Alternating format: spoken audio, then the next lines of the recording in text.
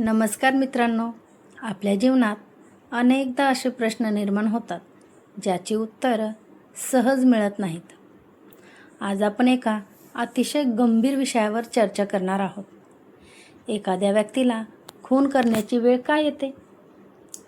हे फक्त या जन्माचे कर्म आहे की मागील जन्माशी त्याचा संबंध आहे?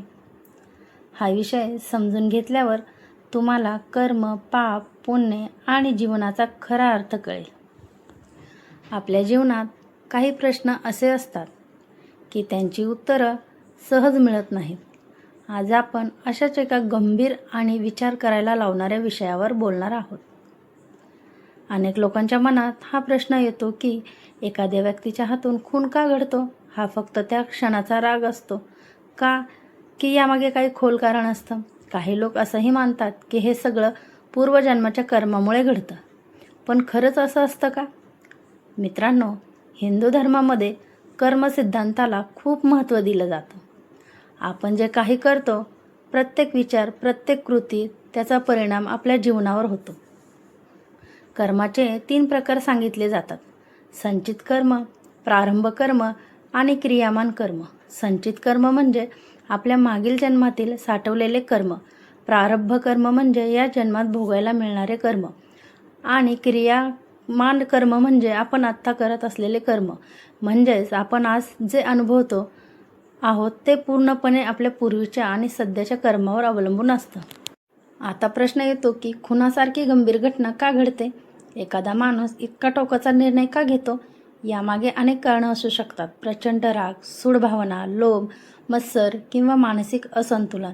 पण अध्यात्माच्या दृष्टीने पाहिलं तर कधीकधी ही परिस्थिती पूर्वजन्मातील वैरामुळे निर्माण होते असं मानलं जातं.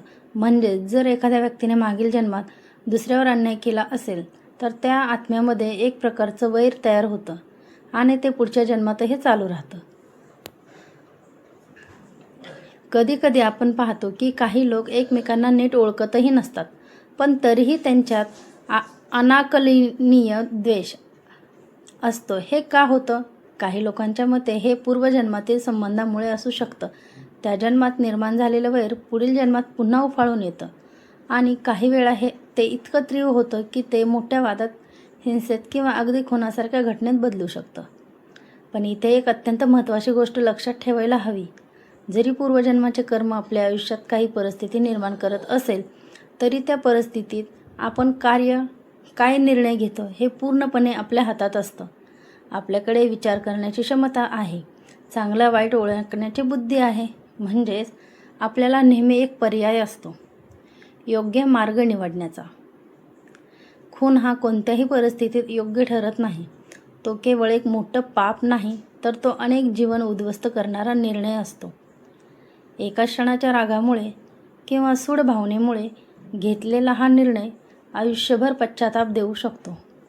कायद्याच्या दृष्टीने पाहिलं तर खून केल्यावर कठोर शिक्षा मिळते, पण आध्यात्मिक दृष्टीने पाहिलं तर त्याचे परिणाम अजून गंभीर असतात. असं मानलं जातं की अशा कर्मामुळे पुढील जन्मात अधिक दुःख, संकट आणि अडचणी येतात. आत्म्याला शांती मिळत नाही आणि जीवनात सतत अस्वस्थता राहते. मग प्रश्न येतो की आपण हे सगळं टाळू शकतो का? उत्तर आहे हो. आपण आपल्या वर्तमान कर्माने आपलं भविष्य बदलू शकतो. रागावर नियंत्रण ठेवणं, क्षमा करणं, चांगले विचार ठेवणं आणि सतत सकारात्मक कृती करणं, या गोष्टी आपल्या जीवनाला योग्य दिशेने घेऊन जातात. ध्यान साधना आणि आत्मचिंतन यामुळे मन शांत राहतं आणि आपण चुकीचे निर्णय घेण्यापासून वाचतो. मित्रांनो, जीवनात कितीही कठीण परिस्थिती आली तरी हिंसा हा कधीच उपाय नसतो. खरा बलवान तोच असतो जो रागावर नियंत्रण ठेवतो आणि योग्य मार्ग निवडतो. पूर्वजन्माचे कर्म असतील, वैर असेल, पण आपण ते संपवू शकतो. क्षमेमुळे, प्रेमामुळे आणि चांगल्या कर्मामुळे. शेवटी एकच सांगू इच्छितो, आपल्या हातात आजचा दिवस आहे, आजचा निर्णय आहे. आपण कसं जगायचं हे आपणच ठरवू शकतो.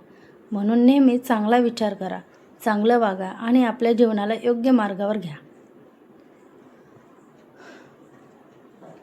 जर तुम्हाला ही माहिती आवडली असेल तर व्हिडिओला लाईक करा, शेअर करा आणि अशाच ज्ञानवर्धक व्हिडिओसाठी चॅनेलला सबस्क्राईब करायला विसरू नका. धन्यवाद. तुम्हाला कुठल्या माहितीवरती व्हिडिओ हवा असेल तर कमेंट करून नक्की सांगा. धन्यवाद.